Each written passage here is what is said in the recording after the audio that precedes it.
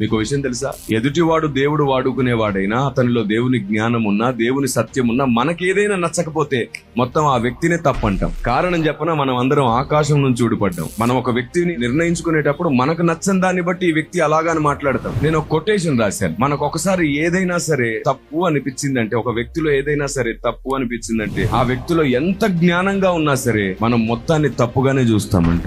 అంత విచిత్రమైన మనస్సు మనది. అందుకే నరుని హృదయం కేవలం ఎల్లప్పుడూ చెడ్డది.